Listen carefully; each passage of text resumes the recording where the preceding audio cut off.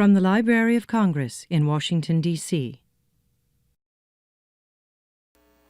Good evening, and on behalf of the Library of Congress, I'd like to welcome you to the 15th Annual National Book Festival. I'm Carla Miller, and I work in technology policy at the library. So, Lin Oliver created stories and poems as a child. She wrote for the school paper as a teen and then majored in English as a college student. After college, she quickly decided that teaching wasn't for her and began writing educational books for children. Since she didn't have any experience writing books for children, she decided to attend a conference to learn more about it. And when she discovered there weren't any conferences on children's writing to attend, she created one. Miss Oliver seems like the type of lady who gets things done. In 2002, she collaborated with actor Henry Winkler on a series of books about a boy in middle school named Hank who is dyslexic. That series became so popular that she and Mr. Winkler created a prequel series about Hank that shows what his life was like in second grade. The book she'll be discussing today is from that series. Here's Hank. It's book number 5, There's a Zombie in My Bathtub. And I don't know about you, but I thought this was a great book to read as we head into the fall season and Halloween. I'm touched by the fact that the main character is a boy who has dyslexia, who knows he's different from other kids in this way, but who accepts his difference and shows the world that he's just as smart and capable as anyone. We're all different in some way, and these books help us see that being different is okay. So thank you for your time, and please join me in a warm welcome for Miss Lin Oliver. Thank you, Carla. Thank you so much.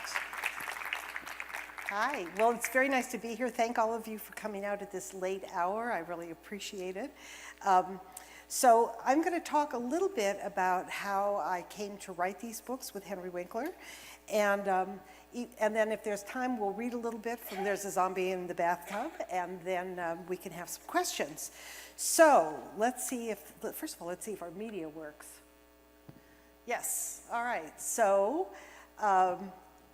probably I'm less recognizable to you than Henry.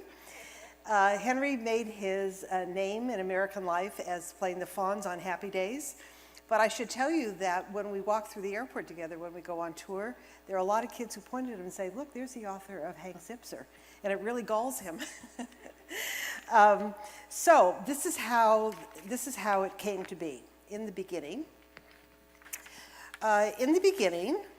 There was New York City. I am definitely not from New York City, but Henry is. And so I'm going to tell you a little bit about how we came together to write these books coming from different coasts. So he was born right next to Central Park in New York City, which is where the books take place. This is how he looked as a baby. He was not, he had no leather jacket.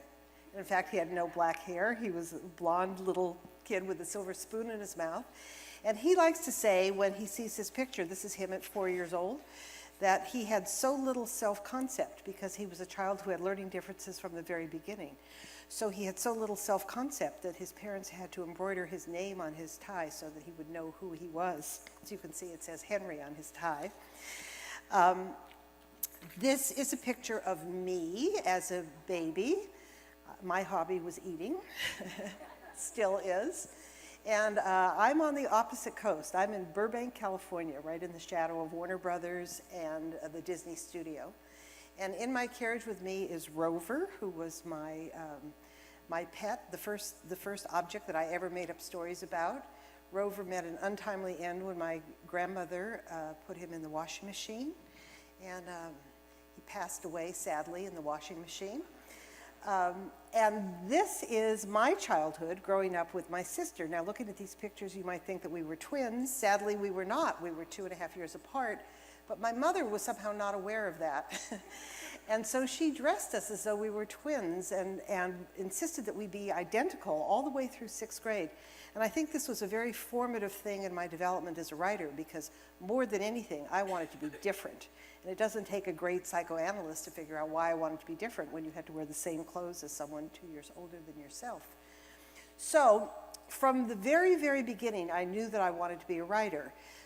When I was little, I told stories. My parents called them lies, and I was always in trouble for lying, because no matter what the story was, I embellished it. In fact, I still do.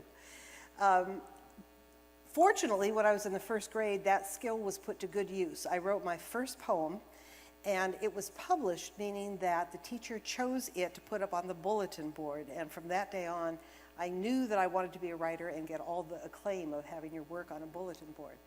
So as you can see from this illustration, I was never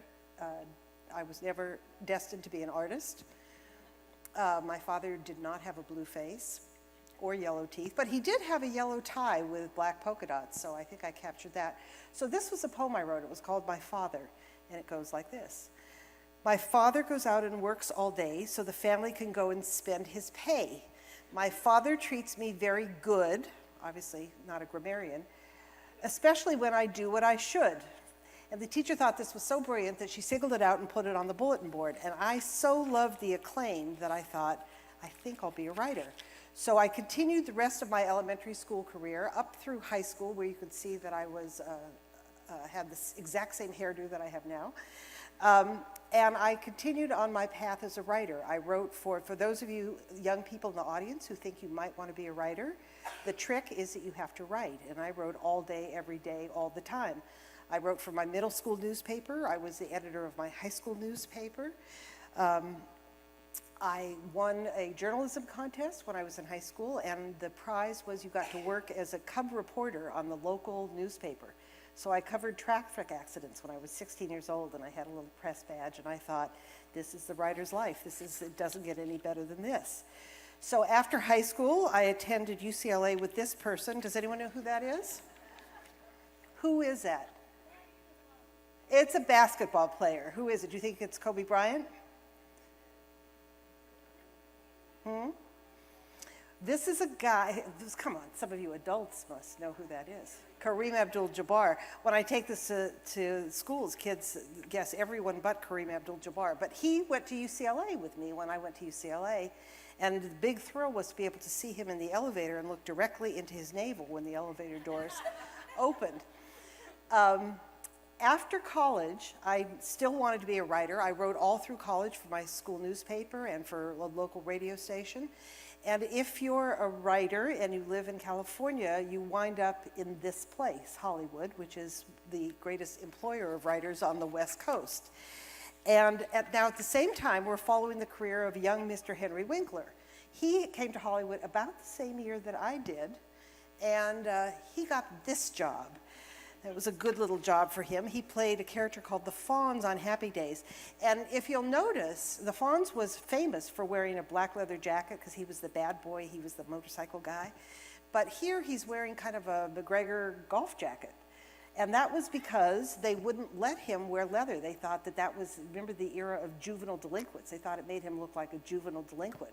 So it took a year, the whole first year of Happy Days, he didn't wear the black leather. That came out later. And by the way, his black leather jacket is now in the Smithsonian just around the corner. Now, at the same time, I started working in film and television. And I wrote and produced many, many episodes of television, including this show, which was called Harry and the Hendersons. And Harry and the Hendersons was about a Bigfoot, and in this case, a Bigfoot and his wife, and how they moved into the big city.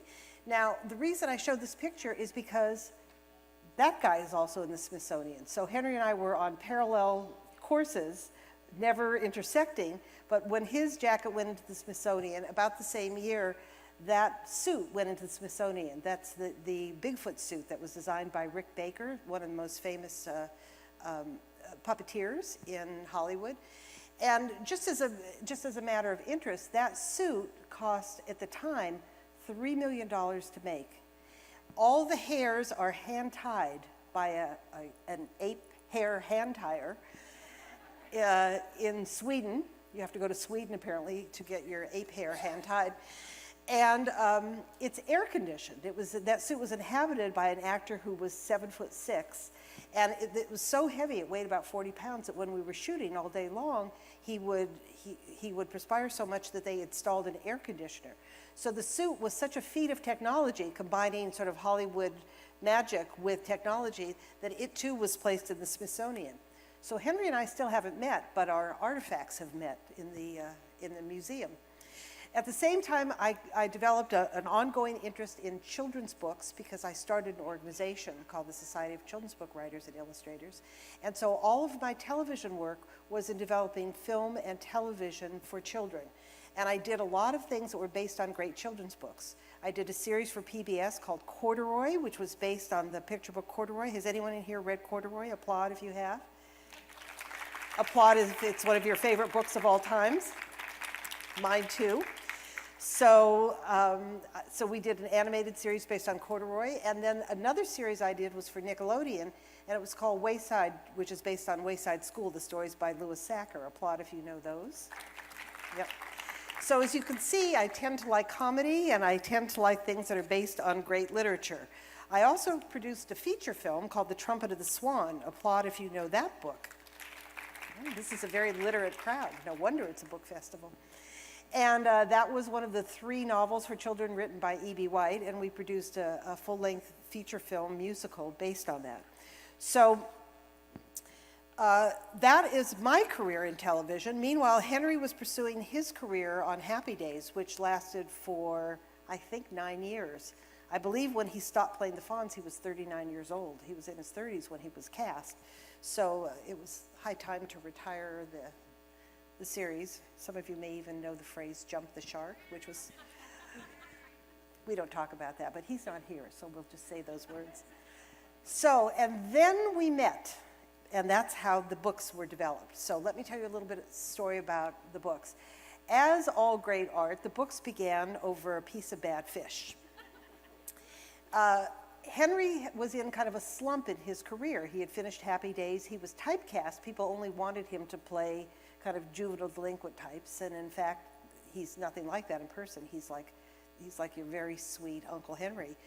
So he was having trouble getting work, and he was talking to his agent and explaining this, and he said to him, you know, I grew up as a dyslexic, and he had just found out that he himself was dyslexic. He just thought he was a bad student, and he found out because his son Jed was diagnosed with dyslexia. And when they met with the school psychologist, he was saying, well, he has the following problems, processing problems, and Henry said, you're describing me. I was the worst student. I was in the bottom 2% academically of everyone in America. So, so the agent said, why don't you write a book about your dyslexia? Well, the interesting thing about telling someone who's dyslexic to write a book is it's like telling a toddler to climb Mount Everest. There's no possible way. So he said he would love to, but there was no possible way that he could do that. So he and I were introduced over a piece of bad fish. This isn't the actual fish, but this is actually better looking than the actual fish. But we had a conversation. In the conversation, he told me about his experiences growing up, how he was always grounded, that he said he didn't see the moon until he was a junior in high school, that he was grounded for getting bad grades, for not finishing his homework, for not doing his work. And his parents were German immigrants, and they didn't understand anything about school except that you were supposed to do very well in it, and he was a terrible student. What they didn't know was that he had learning challenges. So he was punished, he was grounded, he was humiliated, and when it came time to apply to college, he went to Emerson College, which had just opened its doors, so he was in the very first class, and they, as he always says, they were happy to take anyone. You know, no one had even heard about the school. He then majored in drama and acting because he knew that that's what he wanted to do, and it turned out that he was enormously talented. And he got into Yale graduate school. This person who had trouble reading got into Yale based on an audition, based on talent. And I thought that was such a moving story that here this person who is an icon, really an American television icon, had this very tortured, miserable childhood, thinking that he was no one, that he was less good than everybody else. And I thought this would be great material to write as a children's story. Now, we had 3 children at the time, and our children are not officially dyslexic. but they're boys. So school presents interesting challenges to them. And our oldest son, whose name is Theo, who is today a writer, is probably ADD. We never officially had him tested, but I'm sure he's ADD. And we spent many evenings driving to school, to his school, to try and recover his Spanish book, which he had forgotten, to try and recover his history book, to try and recover his math book, to try and find his backpack, to try and find his hoodie. He was just the kid who could never get it together. Brilliant, charming, adorable, resilient, just like Hank, but couldn't get it together school-wise. So I resonated with this story a lot. So we agreed that we would create a character, and we gave birth, not to this child, I have my own child with my own husband, but we gave birth to Hank Zipzer. We named him Hank because that's a short name for Henry, after Henry Winkler, although no one calls him Hank that I'm aware of. And then we needed a last name, and Henry recalled that there was a woman in his apartment in New York on West 78th Street whose name was Ella Zipzer.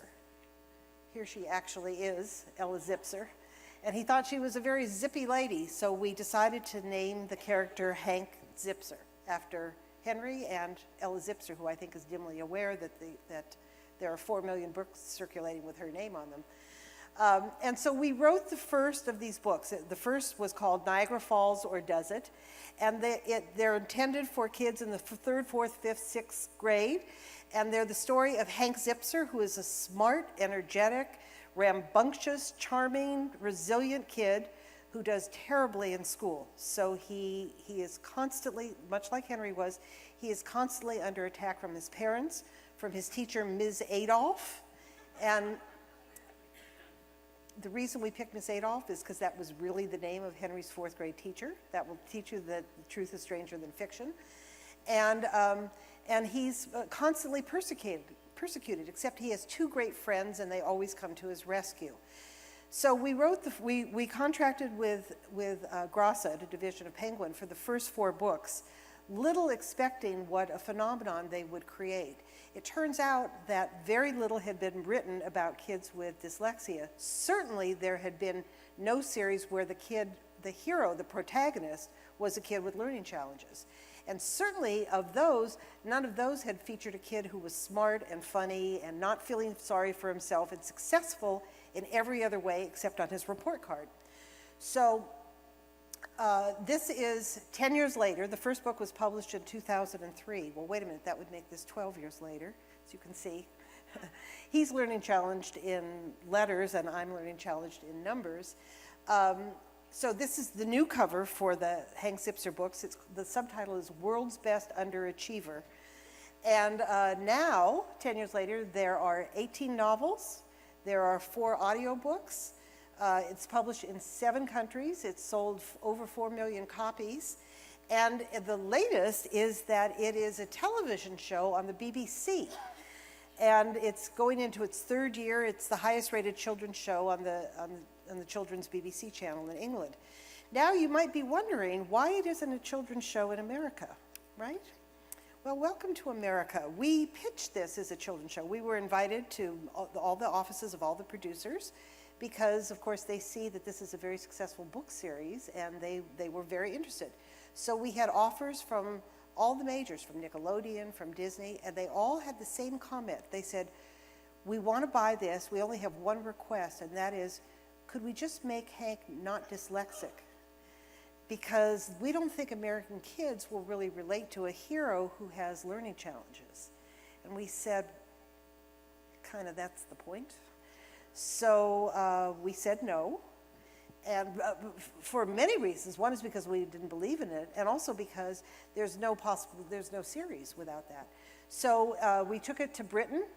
They're a little bit more advanced than we are in their notion of how kids learn, and they've produced it, and it's been hugely successful in Britain as a television series. So we think that the reason the books have been so successful is because we get letters from hundreds of kids a month, and they all say the same thing. They say, how do you know me so well? And the way we know them so well is because Henry is completely insistent on dealing with the issue of dyslexia with honesty and with courage, and not whitewashing it, saying how terrible it feels to be disregarded in school. And also they say, I laughed so hard my funny bone fell out. So our formula, our notion is to write books that have an emotional truth to them, but that make you laugh. And that's, in fact, what the books have accomplished. So then after many years, we started getting requests from parents and kids to meet Hank when he was younger. Because even though most kids, typically kids with learning challenges are diagnosed in 4th grade, which is a little late because it's pretty apparent usually way before that. So we took Hank back to the 2nd grade before he's officially diagnosed, but where he's still a pain in the neck in school. And so we created the series, Here's Hank. And the book that I'm here to talk to you about today is called There's a Zombie in My Bathtub, and it's the 5th book in the Here's Hank series. This series has been very successful. It made it to the New York Times bestseller list. And I wanted to show you a page out of it because one of the breakthroughs of this series is that the typeface that's used is called Dyslexia. And as you can see, it was well, you can't see this, but it was developed by a man in the Netherlands who's a typesetter who has a child who's dyslexic. And he said to himself, why are we struggling with typefaces when we can make it so much easier for kids to read? So he created this typeface specifically for kids with learning challenges. So as you can see, the ascending lines go up higher, the descending lines come down lower, there's more white space between the words, there's more leading between the letters, and generally it's kind of a party for your eyes. You look at it and you say, oh, that looks good, I can read that. So all the Hank books are published in that font. We're extremely grateful to Grosset, our publisher, for discovering that font and for purchasing it for us, and it makes a huge difference in the lives of kids. So I thought I would just take a minute to show you how we write together, because it's very unusual to have a collaboration. Most books are done by a single author. We collaborate, Henry and I, and this is how our day begins. We write together in my office. It begins with caffeinated beverages because, like all authors, we're very nervous about starting. Facing the blank page is a very terrifying experience. So once we're properly caffeinated up, we're in a good mood. Henry sits in a chair across from my desk. I think he's shuffling cards there. Being someone who's dyslexic and a little ADD, we always have to put things in his hands so that he doesn't get distracted. So then we begin the process. Now, all writing begins with an outline. As you can see, this is a copy of our outlines. You'll notice, those of you who are teachers, that there's no Roman numerals, no A, B, C, no little 1, 2, 3. That's because I was the kind of student in class who made the outline after I had written the paper. And so this is an example of our outlines, which bear no resemblance to any outline, but they do kind of start somewhere near the beginning, and they wind up somewhere near the end with a lot of chicken scratching in the middle. But at least it gives us a direction where we're headed. Then we start the writing process. So I sit at the computer. Henry, of course, can't type because the letters swim around on the page. And we write in the way that television writing takes place. This is particularly good because he came off a television series and I wrote a television series. So television series are largely created in a room of writers where you pitch your ideas out loud. And that's what we do. So we start writing together out loud, and when we hit something good, then I enter it into the computer. That is Henry's foot. And the reason we took a picture of that is because he doesn't like to sit still. So he paces around the room. And we had, in my office there was a parquet floor, and his goal was always, this is what he was multitasking doing, was to try and fit his foot in between the lines of the parquet, which gave him something else to think about. And those of you who have ADD or know people with ADD know that if you have multiple thoughts, it helps you focus. So that's what he does. And what I do is run to the refrigerator and about every 10 minutes and search for food. It hasn't changed since I was a baby in that stroller. And then we collaborate. We actually argue and discuss every word. This is not a case where a celebrity has an idea for a book and then hire someone to write it. We collaborate, and as you can see, it gets very animated. Sometimes it drives me to drink. I have to resort to Snapple. Saved many a chapter. And what is this? I can't see what that slide is. It's what?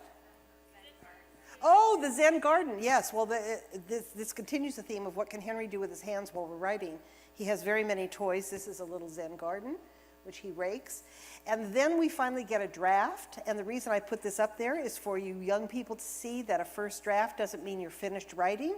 It just means you finished your first draft, and then we print it out and we work on it. And you can see all the annotations, all the times that we go over it to really refine the writing and make sure it's the best that we could possibly do. And then at the end we celebrate because we've completed a book. We have done almost 30 books with this same process.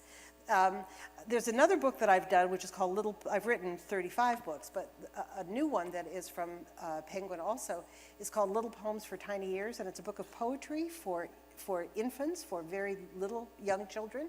And I collaborated with Tommy DePaola, the great children's book illustrator. And I just put this up, Tommy did Stregonona, as an example of a different kind of collaboration. When you collaborate with an illustrator, you're not even in the same room, you're not even on the same coast. So I do my work and turn in the words to him, and then he uses that as a basis for illustration. But the only time we meet is after the book is published, when we go on tour together. So I just wanted you to see a different kind of collaboration. The collaboration that Henry and I do together is very much nose to nose. What our books stand for, basically, are friendship. We spend all day, every day, when we're writing together. Laughter, because one of the primary tenets of our writing is that if you make kids laugh, you're going to interest them and they will continue to read, not just our books, but all books. Friendship and empathy, because one of the things that lies below all of our writing is that everybody is different, everybody has a different path, and no one should bully anyone else because they're different, or no one should make fun of everyone else, that we all need to walk in each other's shoes. And then, of course, the notion that everybody is unique. That's at the basis of all learning differences, that we're calling them differences, not necessarily even challenges, and certainly not learning problems. We're all different, we all learn in our own way, we're all on our own path, and what we hope is the underlying theme of all of the books is that we should cherish each other's differences, and that everyone is able to learn and everyone is able to accomplish what they were intended to accomplish on this earth by whatever means they need to employ. So, I just wanted to mention, I have a new series coming out called The Fantastic Frame, which comes out in the spring, and that's an early chapter book, and it's about kids who enter into a painting and have an adventure inside the painting. So it teaches art history as well as reading and adventure. So that's my life as a children's book author. All the books in that bookcase are written by me, most of them me and Henry. And that's the journey of how I became an author, and I can't imagine any other life for me. It is a pleasure. I love children. I love working with children. I love literature. I love writing. I love speaking to kids. I love speaking to book lovers. And it's been a pleasure to be here with you today. So we have a few minutes, we have like 2 minutes left, so we could have questions, or I could read you a half a page from the new Here's Hank. Does anyone have questions? Otherwise, you're going to have to listen to me read for a minute. Okay, I have a question in the front row. Yes, ma'am.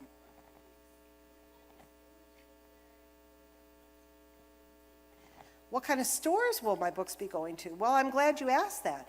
Books are sold many places these days, unfortunately, not so many places too.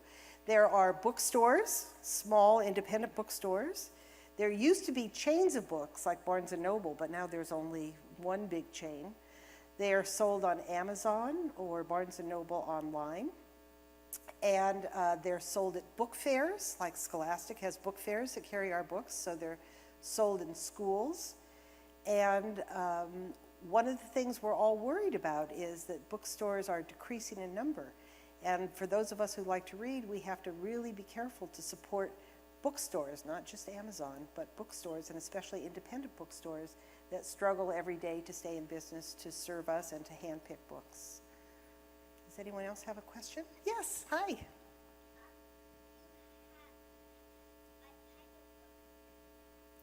Say that again, what type of book do I have?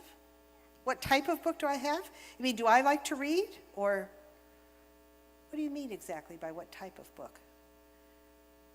Like a hardback book? Is that what you're thinking?